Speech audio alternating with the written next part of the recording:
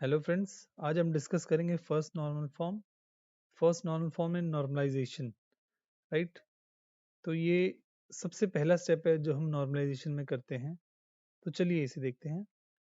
तो सबसे पहले इसकी डेफिनेशन की बात करेंगे। So a relation R is in one N F only if. और इसमें दोनों में से एक कंडीशन आप चेक कीजिएगा कि सबसे पहली कंडीशन है कि R should not consist any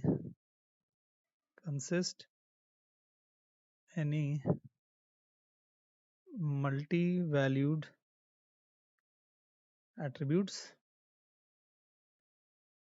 right. या आप दूसरी डेफिनेशन अगर देख लें तो वो है all attributes of R should have atomic values। Atomic values मतलब सिंगल वैल्यूज, राइट। तो इसको एक टेबल से समझने की कोशिश करेंगे। जैसे हमारे पास ये टेबल है, राइट। इस टेबल में आप देख पा रहे हैं कि हमारे पास क्या क्या चीज़ अवेलेबल है। यहाँ पे हमारे पास एक टेबल एनरोल समझ लीजिए इसे, जिसमें स्टूडेंट आईडी गिवन है, स्टूडेंट का नाम और कोर्स का नाम, राइट। तो यहाँ पे देख पा रहे हैं हमारे पास 3 डिफरेंट आईडीज़ हैं और हमारे पास 2 डिफरेंट नेम हैं। ऑल्दो स्टूडेंट S2 और स्टूडेंट S3 का नाम सेम है और इन्हें अलग अलग कोर्सेज एनरोल करा रखे हैं, राइट। तो ये इन्फॉर्मेशन हमारे पास यहाँ पे हम देख सकते हैं कि जो हमारा एट्रीब्यूट है सी नेम, इस पे हमारे पास मल्टीपल वैल्यूज हैं एक एट्रीब्यूट में, right. So this is what multi valued attribute means, right. तो यहाँ हम देख पा रहे हैं हम C name is multi valued attribute. तो हमारे जो फर्स्ट नॉर्मल फॉर्म की कंडीशन है कि रिलेशन में कोई भी ऐसा मल्टी वैल्यूड एट्रीब्यूट नहीं होना चाहिए, राइट। वो कहता है कि ये नहीं होना चाहिए, या फिर हमारे सारे एट्रीब्यूट जो हैं वो एटॉमिक वैल्यू होनी चाहिए उनमें। जैसे एटॉमिक वैल्यू हम इन एट्रीब्यूट्स में देख पा रहे हैं कि यहाँ पे हमारे पास सिंगल एट्रीब्यूट या फिर एटॉमिक वैल्यूज अवेलेबल हैं, राइट। और इस एट्रीब्यूट में जो कि मल्टी वैल्यूड है, यहाँ पे हम देख पा रहे हैं कि 2 वैल्यूज हमारे पास अवेलेबल हैं, राइट। तो इन चीज़ों को हमें ध्यान देना होगा कि ये चीज़ हमारे पास नहीं होनी चाहिए for first normal form, right. अब इसको मैं अगर थोड़ा सा टेक्निकल टर्म्स में बताऊं आपको, तो आप ध्यान देंगे यहाँ पे कि अगर मैं इस टेबल के हिसाब से फंक्शनल डिपेंडेंसी बनाऊं, तो SID जो है, SID वो डिटरमाइन तो कर पा रही है एस नेम को, राइट। अब यहाँ पे सिंगल वैल्यूड फंक्शनल डिपेंडेंसी की बात हो रही है, राइट। यहाँ पे जब मल्टीपल एट्रीब्यूट्स होते हैं हमारे, तो उस पे फिर हमारी मल्टी वैल्यूड फंक्शनल डिपेंडेंसी की बात आती है, राइट। वो हम अभी यहाँ पे बात नहीं करेंगे, बट जो हमारी, अगर हम सिंगल वैल्यू फंक्शनल डिपेंडेंसी की बात करें, तो उसके हिसाब से सिर्फ SID एस नेम को डिटरमाइन कर पा रही है, राइट। इस पर्टिकुलर रिलेशन आर में, इस रिलेशन आर में जिसमें मेरे पास 3 एट्रीब्यूट्स हैं। एक है SID, एक है मेरा एस नेम और एक है मेरा सी नेम, राइट। तो इस रिलेशन आर में मुझे ये 3 एट्रीब्यूट्स दिख रहे हैं और इसमें मुझे एक ही फंक्शनल डिपेंडेंसी दिख पा रही है कि SID मेरी ऑब्वियसली कुछ यूनिक चीज़ है और इस यूनिक वैल्यू के बेसिस पे हम एस नेम को डिटरमाइन कर पा रहे हैं। यहाँ पे मल्टीपल वैल्यूज हैं तो हम उसके लिए कोई relationship, single value functional dependency हम नहीं बना पा रहे, राइट। तो यही हमारे पास दिख रहा है। तो अगर मैं बोलूँ यहाँ पे हमें सुपर की फाइंड आउट करने के लिए, तो अकेले SID अकेले अपने दम पे सिर्फ SID का अगर मैं क्लोजर निकालूं, राइट, तो SID खुद को तो डिटरमाइन कर ही लेगी। वो एस नेम को डिटरमाइन कर पा रही है, बट आप देख पा रहे हो कि वो सी नेम को डिटरमाइन नहीं कर पा रही, राइट। तो मैं इसके लिए क्या करूँगा जब ऐसा सिचुएशन मेरे पास आता है, राइट। तो इस चीज़ में आपको क्या ध्यान देना है कि अगर कहीं पे फंक्शनल डिपेंडेंसी में ऐसी चीज़ मेंशन है कि हमारे पास अगर कहीं रिलेशन में जो फंक्शनल डिपेंडेंसीज का सेट है, अगर वहाँ पे कोई एट्रीब्यूट ऐसा है, राइट, जो रिलेशन में एग्जिस्ट तो कर रहा है, बट उसकी वो कहीं भी किसी फंक्शनल डिपेंडेंसी में पार्ट प्ले नहीं कर रहा है या उसको हम डिटरमाइन नहीं कर पा रहे क्लोजर के वक्त, तो हम क्या करते हैं ऐसे एट्रीब्यूट को, राइट, अगर ऐसा एट्रीब्यूट, पहली बात तो ऐसा एट्रीब्यूट अगर एग्जिस्ट कर रहा है तो इसका मतलब ये है कि कहीं ना कहीं वो जो एट्रीब्यूट है, जैसे यहाँ पे सी नेम जो एट्रीब्यूट है, वो एट्रीब्यूट जो है वो है multi valued, right, it is multi valued attribute, right, ये आपको ध्यान देने वाली बात है।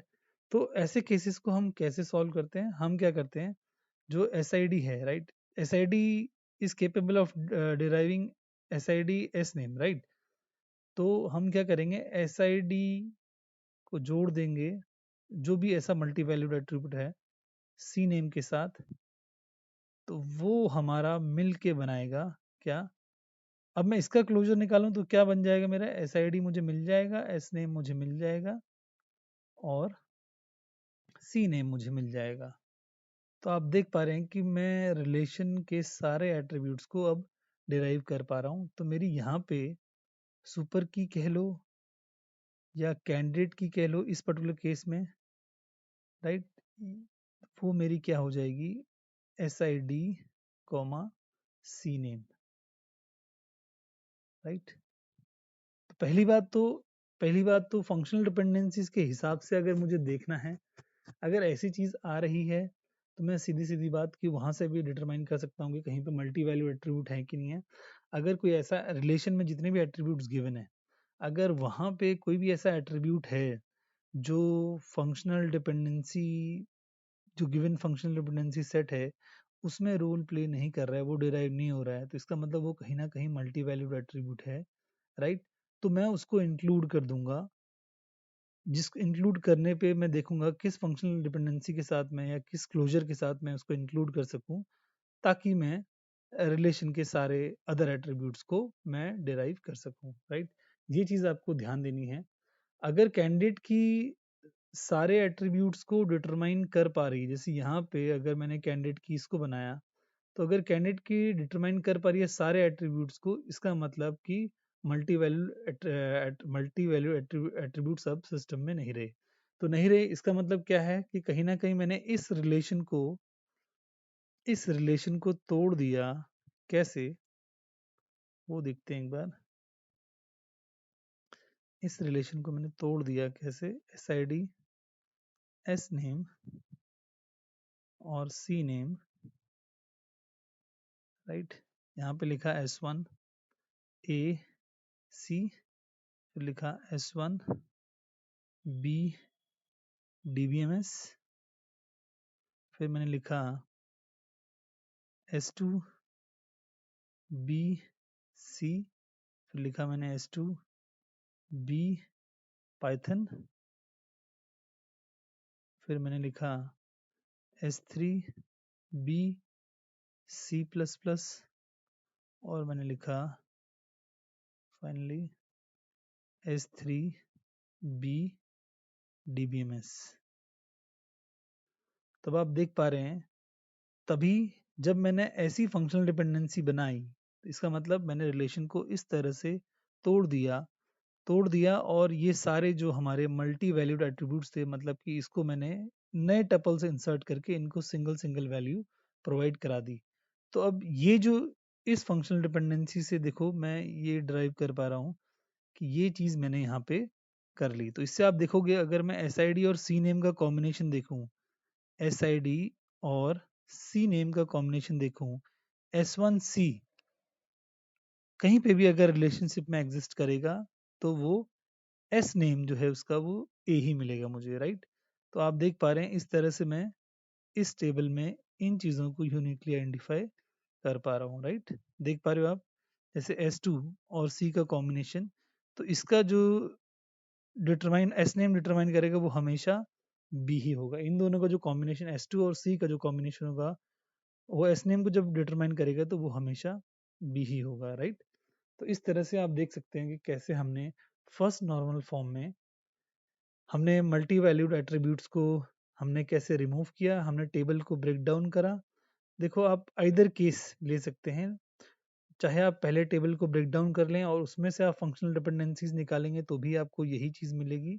और अगर आपने इसमें से इस टेबल में से देख के फंक्शनल डिपेंडेंसी अगर आपको गिवन है, राइट, और आप देख पा रहे हैं कि मुझे कहीं ना कहीं कोई एट्रीब्यूट ऐसा है जो नहीं मिल रहा है, राइट, वो जिसको हम डिटरमाइन नहीं कर पा रहे रिलेशनशिप में जितनी भी फंक्शनल डिपेंडेंसीज गिवन है उनसे, तो मैं सीधा सीधा समझ जाऊंगा कि कहीं ना कहीं वो एट्रीब्यूट मल्टी वैल्यूड एट्रीब्यूट है। तो उसको हम क्या करेंगे, किसी एक क्लोजर में ऐड कर देंगे, ताकि वो क्लोजर जो है, जैसे इस क्लोजर में हमने ऐड किया, ताकि वो क्लोजर जो है वो सारे एट्रीब्यूट्स को डिटरमाइन कर सके। तो ये जो फंक्शनल डिपेंडेंसी बनी, ये तभी पॉसिबल होगा जब मैंने रिलेशन में इन सारे एट्रीब्यूट्स को अलग अलग नए नए टपल्स में ऐड करता चला गया, राइट। तो this is first normal form. तो आप आइदर केसेस में आप समझ लें, तो इस तरह फंक्शनल डिपेंडेंसीज के साथ भी आप समझ लें। और अगर सिंपल आपसे कहा जाए कि टेबल हम क्या करते हैं functional depend first normal form में, तो आप टेबल को इस तरह तोड़ देते हैं, राइट, टेबल को इस तरह तोड़ देते हैं। और थोड़ा फंक्शनल डिपेंडेंसी टेक्निकल टर्म्स बात करें तो मैंने आपको समझा दिया किस तरह से आप क्लोजर निकाल के, फंक्शनल डिपेंडेंसीज मेरे पास अगर गिवन है, मैं क्लोजर निकाल के इसको फाइंड आउट कर सकता हूँ। जैसे एक एग्जांपल और मैं अगर आपको लेके समझाने की कोशिश करूँ, तो जैसे मान लेते हैं एक मैंने लिया R A B C D, right, और इसमें फंक्शनल डिपेंडेंसी मान लेते हैं मेरे पास है A tends to B, right. अब उसने सिर्फ मुझे यही फंक्शनल डिपेंडेंसी दी है कि इस रिलेशनशिप में सिर्फ यही फंक्शनल डिपेंडेंसी एग्जिस्ट कर पा रही है। तो मैं इससे सीधा सीधा क्या समझूंगा कि C एंड D जो हैं are multi valued attributes, right, are multi valued attributes, that's why they are not part of any FD, right. तो अब मैं क्या करूंगा, इस मल्टी वैल्यूड एट्रीब्यूट को हटाने के लिए क्या करूंगा, ए में इन दोनों एट्रीब्यूट्स को ऐड कर दूंगा, A C D determines, right, B। तो मैंने इन दोनों को ऐड कर दिया, CD को ऐड कर दिया A डिराइव्स B में। तो अब मैंने देखा कि ये जो है, अब ये मेरा सारे रिलेशन के, अगर मैं A C D का क्लोजर निकालूं तो ये सारे एट्रीब्यूट्स को डिटरमाइन कर लेगा। जैसे A C D तो खुद को कर ही लेगा और B को भी कर लेगा, राइट।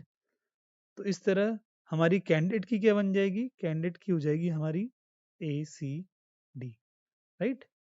इस तरह से आपने देखा कि हम कैसे मल्टी वैल्यूड एट्रीब्यूट्स को डिटरमाइन कर सकते हैं। ऑल्दो गेट एग्जाम में जब कभी क्वेश्चन आते हैं तो उसमें अगर आप वैसे इतना लो लेवल का वो नहीं पूछेंगे, लेकिन स्टिल आपको पता होना चाहिए कि हम क्या फंक्शनल डिपेंडेंसीज के थ्रू भी फर्स्ट नॉर्मल फॉर्म आइडेंटिफाई कर सकते हैं। हाँ, बिल्कुल कर सकते हैं। अगर आपके पास टेबल गिवन है, कोई आपसे बोले कि उसमें मल्टी वैल्यूड एट्रीब्यूट्स हैं, तो आप उन्हें क्या कर सकते हैं, इस तरह से टेबल बना के सेग्रीगेट कर सकते हैं। That's all for today. Thank you very much.